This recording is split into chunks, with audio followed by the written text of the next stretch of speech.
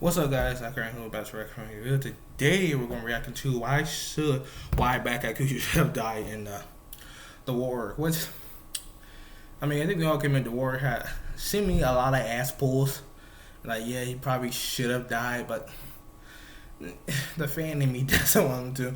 But today we're going to checking this out. This is a video by Clyde. He's like awesome power scaler of Bleach, one of the best on YouTube, and just an awesome YouTube journal. Please go make sure to check out the channel. I will have a link down below which you guys can go watch the video, go like it. Also subscribe to the channel. I also have a link below to his sorry, I'm the bad bird.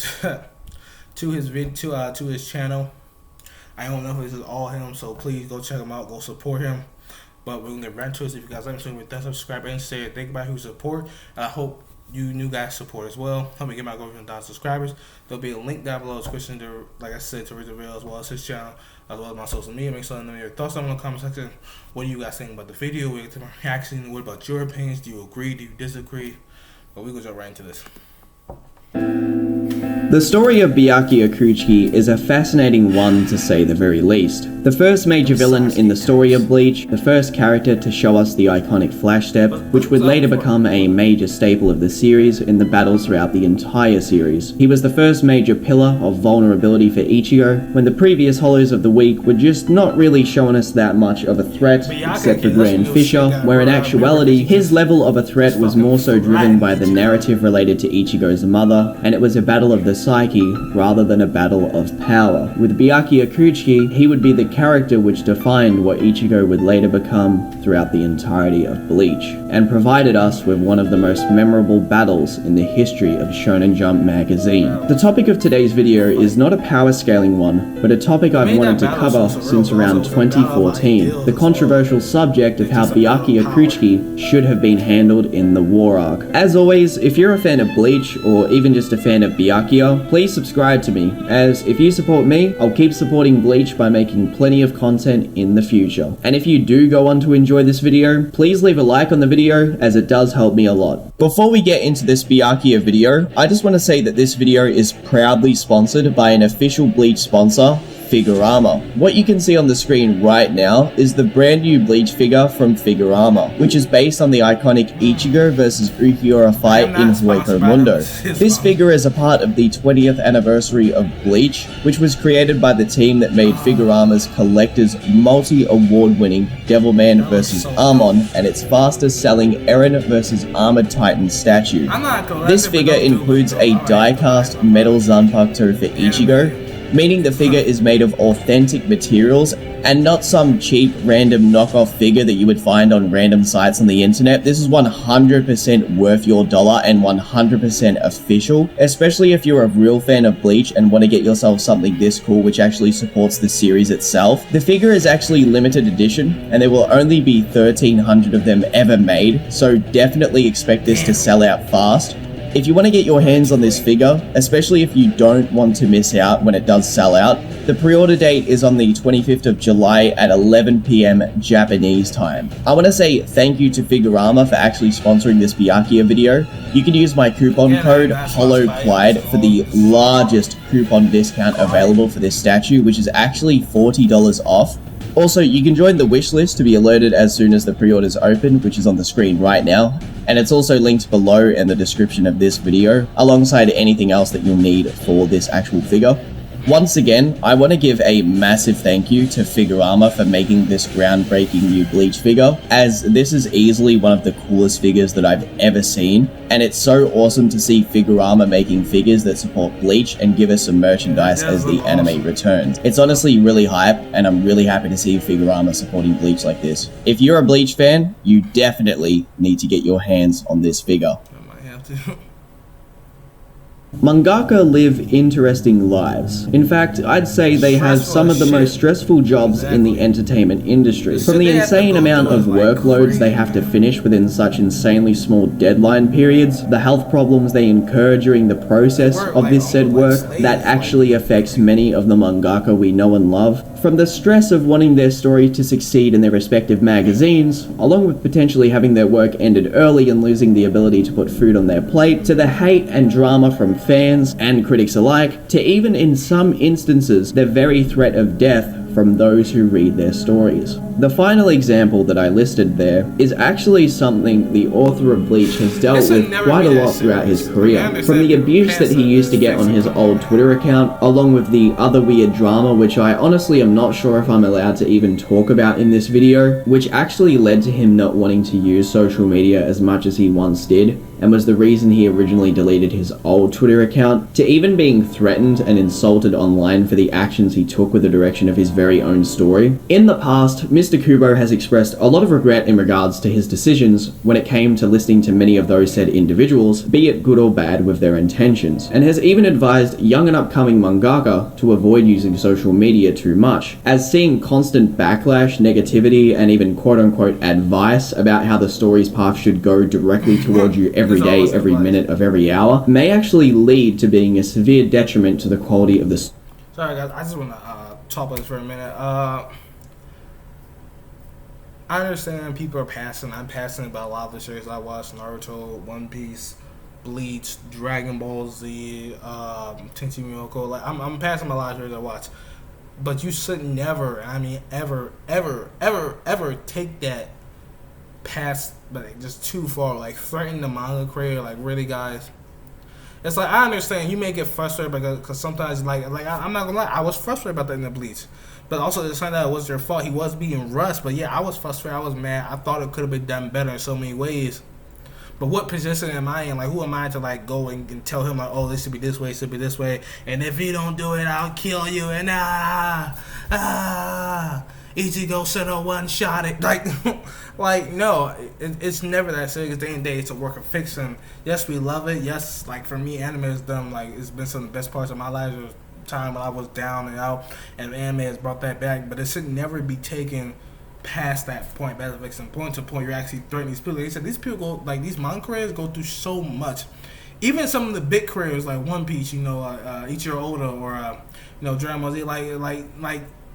You would think just because they have like these huge big series that they would be probably getting it easier than like other smaller manga, and maybe some like a little bit of something they do, but not really, because they go through the same stress about put out a certain amount of chapters a certain time, and oh, if it's not good enough, it might be taken off a jump, like you said, then they're not making money. Like, just try to appreciate. Even you have to like, you have to like every series, but try to appreciate at least the work that they go through in every single manga that comes out, because they go through hell just to put it out there. Story overall if you actually listen to, once again, that quote-unquote advice. You see, I'm of the belief that what makes a story unique is where it comes from Game of Thrones to maybe your favorite video game like Metal Gear, to even The Simpsons or your favorite manga and anime. What makes these stories special in most cases is the spirit of the story itself and its individuality. Say for example you sit myself and someone else in a room and you tell the both of us to come up with a story very quickly that is 100% completely new within the span of 30 minutes. Once again, the story must be completely new. What would inevitably come out of this would be two individual stories which only the two of us could have come up with our very own brains and our own innovation. Sure, these stories may not be world-breaking, good by any means, or even the next Lord of the Rings, but they will be unique whether they're good or bad. This is what makes a story unique to me. You could leave me in a room by myself for even 50 straight years, and it's extremely likely that if you told me to make the story of Bleach, with even some rough hints at what it is, without me having seen a single episode or chapter of the story itself, that I will never actually invent the story of Bleach. Its lore, fighting system, the names of the characters, or even a singular scene from the original story. I could have all of the food, money, water, resources, anything that I need within this 50-year time span. In fact, you could make it that within this 50-year time span, I don't even age. But when it comes to actually creating Bleach and the original story that we all know and love, it's never gonna happen. The point of this analogy is that I understand where Kubo is coming from with his advice for younger authors. And this is why I've always looked at how he handled the characters of Byakuya and Ukiura in particular as a fan of the anime and manga. These two characters stick out to me throughout the series like a sore thumb. Ukiura ends his story in the place of almost feeling upsetting to the viewers, which is very ironic when you think about it. A character who tormented Ichigo and Orihime with no remorse, played with multiple people and their lives, their emotions, and even changed the course of their very lives, and actually killed the main character twice, but he was so well designed, so fascinating with his every scene, his fights, and was such a cool character that that during his passing, you didn't really want him to go. Exactly. You can look back at the character of Ukiura and think of all of the possibilities that he could have added to the story had he actually stuck around, and even maybe joined Ichigo's team in a sense. But you can also feel that in another sense. His character was complete, an empty individual who was about to learn about the very thing which was bothering him so much his entire existence. And when he finally realizes what that is, he passes away. Kubo could have easily milked Ukiura and had him a part of the story even throughout the war arc of Bleach, as he is the kind of character that is so popular that there are people who would read the series solely just for Ukiura. And to be realistic, he would have been perfect when it comes Sorry if you hear something in the background, guys. That's water running. to merchandise in regards to Bleach making money for Shonen Jump. But Kubo never did that. He never brought Ukiura back. This makes the Byakuya Kuchiki situation very fascinating to me, because Byakuya also feels complete when he is meant to die too.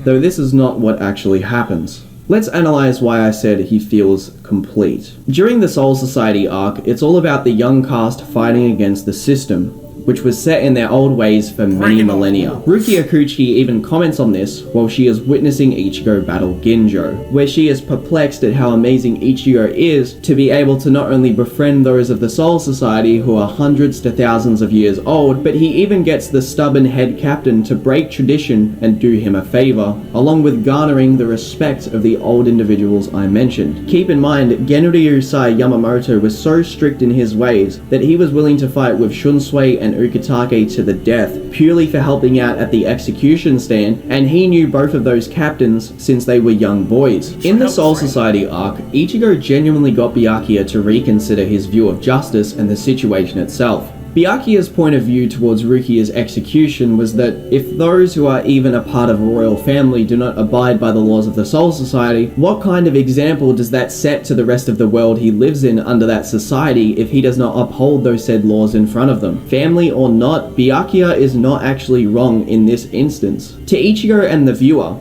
breaking the rules just once in this scenario isn't a big deal, but in actuality it really is, and pains Byakuya's pride. The pride which would later become Rukia, after Ichigo actually defeats him in battle and gets to him, even showing him respect multiple times in the battle, which shocks Byakuya. During the Ironka arc, we get to see Byakuya fight for that pride, and we see small changes in his character. It's noted that he did train to an insane degree after his loss to Ichigo, though he didn't take a revenge type approach to this training.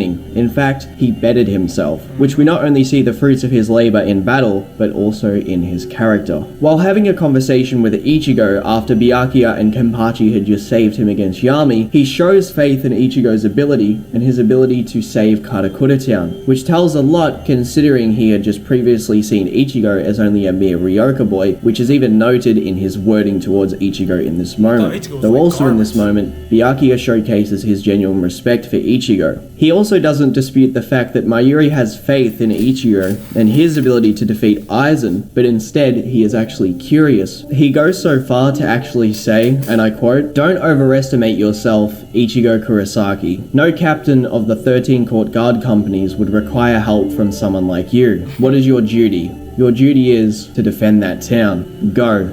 The Deputy Soul Reaper of Karakura. While battling Tsukishima in the Fullbring arc, this is when we see how deep of an individual Byakuya actually is. I just want to make a few comments, but it's funny because I don't know if you guys have read that you can't figure on word, they can't figure on word novel. I know it's pretty much kind of like off subject, but when they talk about the five-head clans and what they all thought about the world, about the people, what they state, the Byakuya answers, he thought about the world needed more like a structure and order or something on that line. And you, like I said, you could really see that. You could clearly see that in Byakuya character when he was first appeared, because he very much valued and prided in the structure of the side and not breaking the rules. That the rules were placed there for all these years.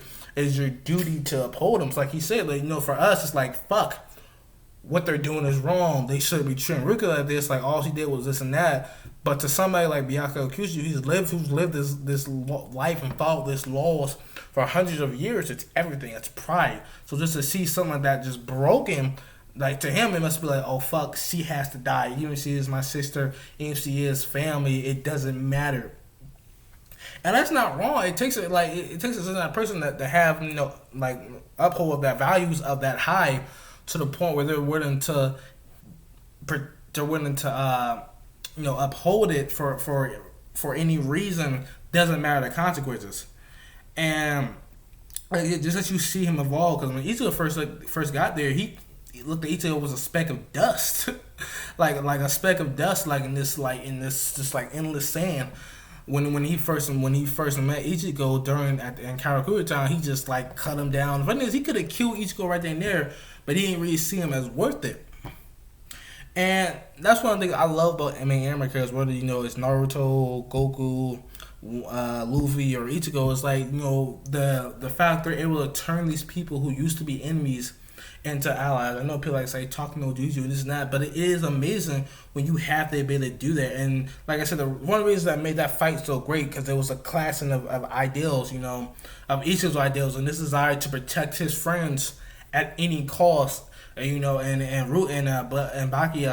and Kuchiki, his ideal of the laws have to be maintained. It doesn't matter who broke for what reason, they have to maintain it. So seeing those two ideologies just clash, it was amazing that fight, because you got to see Ichigo kind of change him little by little in that fight, just from showing that he's not this weak little sword, but he's actually very fucking powerful, and that he's not gonna back down. He's gonna do what he believes to do is right. So for me, just looking throughout the journey that he went through, I said, you could say it was kind of complete, but I love seeing his character grow. So same thing with Neji and Naruto. After Neji lost to Naruto, he changed, and he started to train and better himself, but not to be like, oh, so I'm gonna kick your ass later. It's because, I understand he was coming from. And now I'm going to try to better myself to be more on his level. And that's what I feel kind of happened to Byakuya in the same way. Even while under the ability of Tsukishima, where he can at will rewrite your memories mid-battle to make you believe that you have a history with him, and thus means you have to fight him while being psychologically manipulated, Byakuya absolutely refuses to do anything to Ichigo while in this position. That was cold. I saved your life, remember? Doesn't this make you feel bad? I do indeed owe my life to you. I am grateful. But you are Ichigo Kurisaki's enemy. Therefore, no matter whose life you've saved, I will not hesitate in the slightest to kill you. Ichigo had shown Byakuya where his pride truly should be. Even as a very important member of not only the Soul Society and a royal family, but Ichigo later becomes a sense of pride for Byakuya too. Someone that he truly respects and has grown from his interactions with him. Byakuya's character very much becomes complete for us viewers, and his arc is done when he is defeated by Asnot in the 1,000-Year Blood War. Byakuya wasn't just defeated by Asnot, he was annihilated. And he was even annihilated by his very own Zanpakuto. The Zanpakuto, which had killed thousands in the past and was the original center of his pride in a physical manifestation. While being protected by the monkey who sought after the moon on death's door, he asks that poor Ryoka boy, who he thought the difference in power between the two was that of heaven and earth, he asks that boy Ichigo Kurosaki to protect the Soul Society,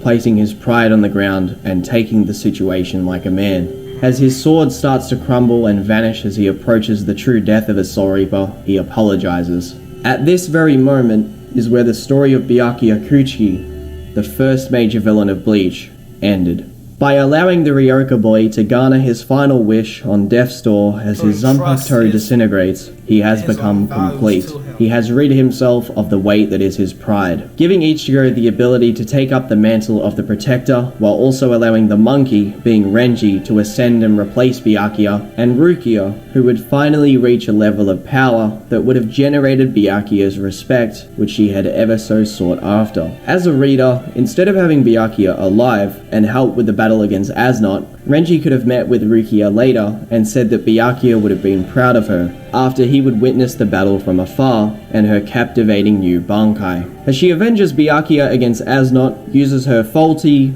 newly achieved Bankai and then wins, while also deepening the relationship between Renji and Rukia in that moment, this would have also been great for Renji's character, as his hatred for the Quincy's would have been amplified with more justification other than just the destruction of the Soul Society and the death of a lot of characters which he frankly didn't even have a connection to anyway. By never being able to surpass Byakuya in a battle between the two, and him being genuinely upset from the death of his captain, this would push him further to attain power with Ichigo in the Soul Palace and a fueled ambition to slaughter the Quincy. As much as I like Byakuya Kuchiki, and it is cool that he stuck around, had a few funny moments, and was much stronger after his training, this is a matter of just knowing when enough is enough. Sometimes too much sauce can spoil a meal. Byakuya should have passed away, passing the mantle of protector to Ichigo, responsibility to Renji, and the development of Rukia's hard work coming to fruition in her battle of revenge. I feel that's that's kind of always been a problem when it comes to death, where it be anime, manga, comic books, novels, book. When it comes to the death of a character that you have such an attachment, to, even if that death was the best form, it's like it's hard to let him go. Like you said, while that death would have been perfect for Byakuya and could have created so much more meaning within the other characters, like you said, Renji and Rukia. Like, as a fan, like, I would have been angry. I would have been upset to see him go. And that's something that we're always going to have as fans, because like, I think there's like, yeah, we can accept it, but it's like, fuck, we don't want him to leave. And like he said, but that would have been an amazing ending for Byakuya's character, because not only did he pass his values on to Ichigo, he believed that Ichigo, he was like, you're the one to do it now. It's on to you to protect everybody. And the fact that he trusted Ichigo enough to be able to do that, and he was able to, like he said, finally let go of his pride and the values that he held it for so many years, but also just to to entrust that that Renji is eventually going to pass me and take care of Rukia, and eventually Rukia's going to grow into her own and probably become the next head. Like, that could have been some great motivation for the character to do those things. So I understand perfectly what Clyde's talking about. Again, like, as the fan in me, though, it's like, no, I don't want that. It's like, no, I don't want to see that. I don't want to see Byakuya die. Like, I just don't. And honestly, like, wow, I probably I would have been very upset. I always would have had a little bit of sting towards Cuba. Again, I'm never at death threat, man, but I always had a type of thing, like a little bit of, like, just in the mouth situation. It's like, you killed Byakuya. Because you said Byakuya was the first, like, major villain. He was the first person to really push Ichigo like that, to really show him just how big the world really is. So to see him die, it would have been heartbreaking. I'm not even gonna lie. But at the same time, like Clyde is saying, it's from like a writing and narrative point, and just like from a great point, like, it's an amazing ending for an incredible character. But it's like, you never, and it's like, but the thing of human, we're always afraid of change. We're always afraid of the end. We never want to see things come to an end, especially when it comes to a character that we love and have grown to attachment to. Just look at Joel from The Last of Us. And showing how much of a powerful heroine she has later become as she becomes a captain, rather than a forgotten side character who I don't even need to say by name. The man whose very life was centered around his pride in the Kuchiki clan was set aside for the betterment of the Soul Society. An extremely poetic end to such a man of stoicism, and an interesting look at how Kubo regretted listening to those fans who complained and threatened him when he killed off Byakuya. If social media had have been more popular back when Ukiura passed away in the story, I would bet my life that he would have never actually died in the story and would have came back somehow due to his immense popularity. And do you want to know what the worst part about all of this is? The return of Byakuya Kuchiki into the story of Bleach ruins the execution of the amazing chapter that is Bleach 512. By having Byakuya come back, all of that exhibition and sadness, Ichigo coming to save the day after hearing the cries of those innocent Soul Reapers waiting for their hero to arrive, only to find Byakuya on death's door, his body ripped apart, and his final wish is asked to Ichigo. It almost feels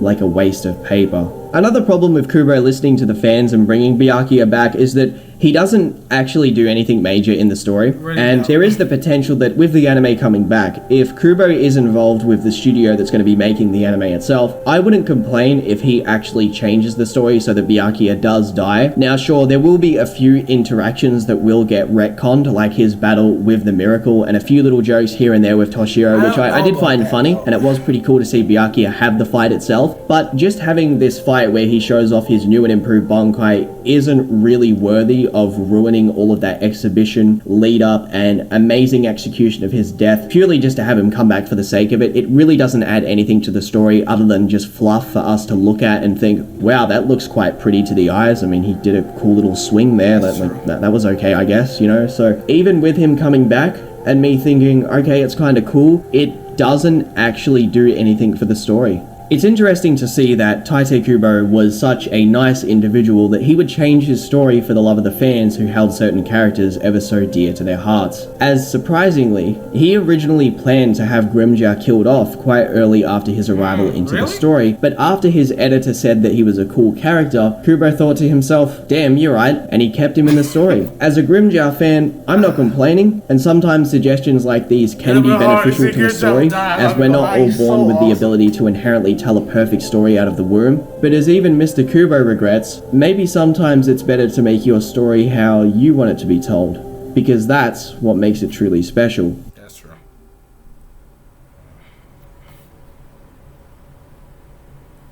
Alright guys, that was the interview. I hope you guys enjoyed. There's only like a few seconds left. Make sure to go follow Clyde on his Twitter, Clear. But you know, it's hard for me because personally I don't know if I want to, because when the anime comes back, we're super excited. And I don't know, like, if I want to see him die. I don't know if I want to see him die in the anime. Because I feel like, you know, yeah, he could do it, but, like, I mean, like, I don't think the editor is going to let him die. I think the editor is going to let him do it just because this is the anime and they want it to be a success and they do care about the anime. There are going to be a lot of pissed off people who are going to be upset about that, so I don't think they're going to do that. Like, when Yamamoto died, y'all know it was cool. With Yamamoto, they have any die-hard fans. Like, I mean, a lot of people thought, oh, this badass old dude's cool. But it's like when Nero and Hunter x Hunter died. Like, there were no died-hard Nero fans out there that would have been like devastated or like Killua got killed, like, yeah, or gone, but it's like there were no diehard Nero fans out there. And with the anime coming back and what they want in the anime to be a success, I don't think they're personally going to do that. That's just me. And honestly, I don't know because honestly, like, I would rather have seen that in the manga and then seen it in the anime. That way I could have just been prepared for it, but for it to not happen in the manga and then after seeing the anime after waiting for all these years and to see Byakuya die, like, I don't know if I want that. Like I said, I understand Clyde saying somebody you have to tell the story for yourself. Like I said, like, I can't imagine the story almost without Greenjaw. Like, what if we had never got that Greenjaw fight with Ichigo? Like, that fight was so important for Ichigo's character. Like, I don't know. Like, I can't accept that. It's like, and I understand what you're saying because when Ichigo Oda killed off, you know, Ace in One Piece, it was for to help Luffy grow as a character and help his character grow. It was sad, it was hurtful, and it's still one of the most saddest deaths of any anime character to this date, like Jiraiya. I understand they take those risks, but sometimes it's like, fuck, we just don't want to see people die. You look at Jiraiya, so yeah, like how Ace died for Naruto, how Ace died for One Piece, and how Jiraiya died, how their deaths helped the main character grow. And yes, Byakuya's death would have helped Ichigo grow even further. Would have helped Byakuya. I mean, it would help Renji. Would have helped Rukia. It would have helped them grow. But at the same time, it's like, fuck, I don't want my character to die. I just don't, guys. I'm sorry. Like, let me know your thoughts down below. But I don't know. Like, I don't want to see in the anime. Like I say, it may be different. But it's like, if I saw the manga already, I would have been more prepared for it. But like, I don't want to see him, like, die in the anime. I just don't. So, but again, that was a video. Great video, amazing. Shout out to Clyde. Please go check out the link down below to the video as well as your channel. Please go like the video and subscribe to the channel if you guys enjoy. Make sure to check out all my social media down below as well. Make sure to let me know your thoughts down in the comments. What do you guys think? What are your thoughts? What do you guys think about it? Would you guys mind if he died in the anime? Like, let me know. For me, it's just like, I just don't know. I think it's if I had seen him doing it happen to mine, like I said, I would have been better about seeing the anime. But it's like, he didn't die, and it's like he's even mentioned in like the Can't Feel Your World novels and stuff like that. So it's like, I just don't think they should do it. And I honestly, like, I don't see the editors or like even the anime company really doing that. So, but let me know your thoughts down below. Make sure to subscribe, like, and share if you guys like my channel reaction. You guys support me. You guys want me to do more, like, Bleach-related reactions. Let me know your thoughts down below. Make sure you can suggest some things or even more videos from Clyde. But that's correct. I'm out. Peace. Damn, in my hand.